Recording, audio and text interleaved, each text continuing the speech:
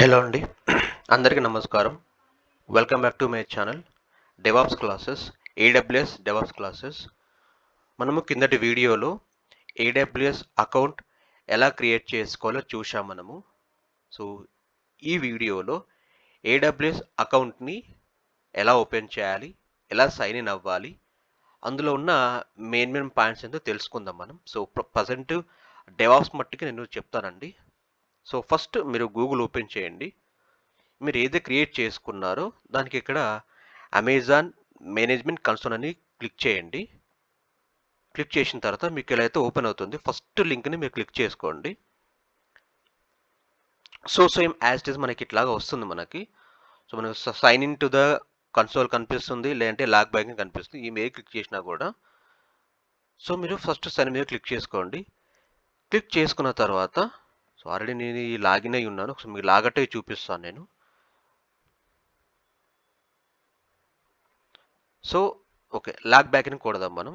So log బ్యాక్ని కొట్టిన తర్వాత మీరు క్రియేట్ చేసుకున్నప్పుడు ఏదైతే రూట్ యూజర్ దగ్గర మెయిల్ ఐడి ఇస్తారో ఆ మెయిల్ ఐడిని ఇక్కడ ఎంటర్ చేయాల్సి ఉంటుంది. ఓకేనా? సో ఆల్వేస్ గుర్తుంచుకోండి, మీకు ఇక్కడ సైన్ ఇన్ దగ్గర రూట్ యూజరా లేకపోతే IAM యూజర్ అని అడుగుతుంది. సో ప్రస్తుతానికి రూట్ యూజర్ మాత్రమే గుర్తుంచుకోండి. ఎందుకంటే మనం రూట్లో ఉండి అన్ని పర్ఫామ్ చేస్తాం కాబట్టి మనకు డెవాప్స్ రిలేటెడ్ క్లాసెస్ అన్నీ.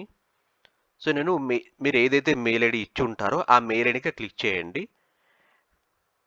నెక్స్ట్ ఇచ్చిన తర్వాత మీరు అక్కడ పాస్వర్డ్ ఇచ్చి ఉంటారు కదా. సో పాస్వర్డ్ ఏంటంటే capital letters, small letters, special characters, numbers కొన్ని మిక్స్ చేసి ఇస్తే మనకు ఆ పాస్వర్డ్ అనేది స్ట్రాంగ్గా ఉంటుంది మనకి. ఇన్ కేస్ మీరు పాస్వర్డ్ కనుక మర్చిపోయి ఉంటే ఇక్కడ ఫార్వర్డ్ పాస్వర్డ్ కొట్టి మీ మెయిల్ ఐడి ఇచ్చిన తర్వాత మీకు వెరిఫై చేసుకోవడానికి మీరు ఎట్లా అయితే గూగుల్ పాస్వర్డ్ మర్చిపోతే ఇట్లా రికవర్ చేసుకుంటే ఇక్కడ కూడా సేమ్ సిమిలర్ ప్రాసెస్ ఉంటుంది. సో నాకు పాస్వర్డ్ అనేది నాకు ఇన్బిల్ట్గా ఉంది. నేను సైన్ ఇన్ మీద క్లిక్ చేస్తున్నాను నేను.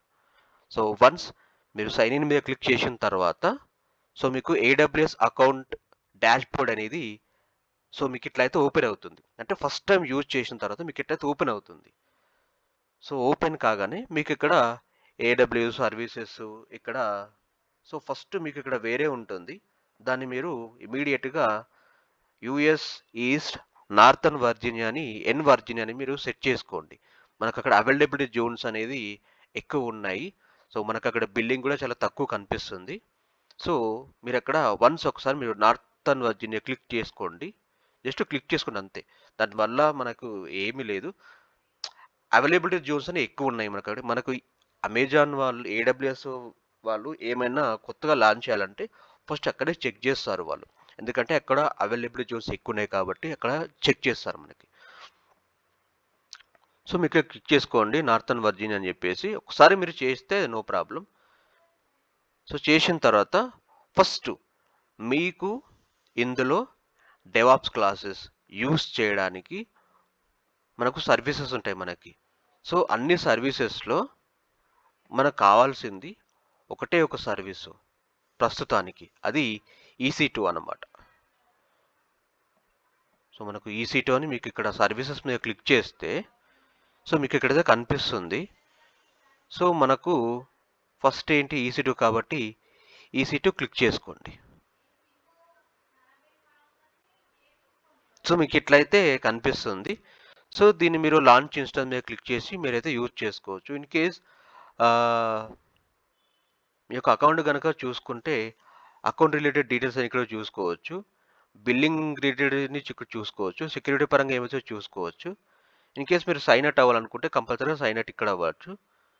సో నేను అకౌంట్ మీద క్లిక్ చేస్తున్నాను. నేను అకౌంట్ మీద క్లిక్ చేస్తే కనుక మనకి ఇట్లయితే ఓపెన్ అవుతుంది. సో మీ అకౌంట్ ఏంటి, మీ పాస్వర్డ్ ఏంది, మీ అకౌంట్ నేమ్ ఏమి ఇచ్చారు, మీ ఫుల్ నేమ్ ఏమి ఇచ్చారు, మీ మొబైల్ నెంబర్ ఏమి ఇచ్చారు అని చెప్పేసి. సో ఇవన్నీ మీరు ఏం పుట్టే పని లేదు. జస్ట్ ఇది చేసుకోండి అంతే. జస్ట్ ఒక పర్పస్ చూపిస్తున్నాను నేను. మీకు ఏమైనా బిల్స్ ఉంటే ఇక్కడ మీరు బిల్స్ చూసుకోవచ్చు. సో ప్రజెంట్ సో నాకైతే బిల్లింగ్ అయితే ఏం పర్లేదు. బిల్లింగ్ పీరియడ్ సెప్టెంబర్ నుంచి సెప్టెంబర్ 30 వరకు.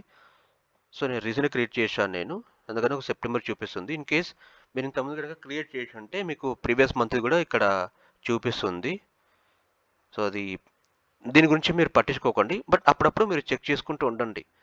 వేరే ఏమన్నా చేస్తే మీకు బిల్లింగ్ పడే ఛాన్సెస్ ఉంటుంది కనుక సో మీరు అప్పుడప్పుడు చెక్ చేసుకుంటూ ఉండండి. సో ఇదన్నమాట. సో ఇది ఇట్లా మనకి అకౌంట్ అనేది లాగిన్ అవుతాం మనం. సో మీరు ఇంతకుముందు చూసినప్పుడు వేరే సర్వీస్ యూజ్ చేసినప్పుడు మనకి నార్థన్ వర్జన్ పెట్టుకున్నాం కదా. సో మన బిల్లింగ్ వచ్చేసరికి మనకి గ్లోబల్ అని చూపిస్తుంది కదా, అది ఇన్బిల్ట్ అన్నమాట అది. ఓకేనా. సో మీరు మీరు యూసేజ్ అంతా అయిపోయిన తర్వాత మీరు డే మొత్తం యూజ్ చేసుకోవచ్చు, ఎప్పుడైనా యూజ్ చేసుకోవచ్చు. బట్ డే మొత్తం అంటే మీరు వన్స్ యూజ్ చేసిన తర్వాత మీరు లాగౌట్ అవ్వాలంటే కంపల్సరీ మీరు ఇక్కడ సైన్ అవుట్ అయితే చేయాల్సి ఉంటుంది. సో మీరు సైన్ అవుట్ అయితే అయిపోయారు. సో దాని తర్వాత మీకు ఏదైనా అడిషనల్ ఇన్ఫర్మేషన్ కావాలనుకున్నా కనుక మీరు ఇక్కడ ప్రోడక్ట్స్ ఏంటి, సొల్యూషన్ ఏమి ఉంటాయి, ప్రైజింగ్, డాక్యుమెంటేషన్, లర్నరు.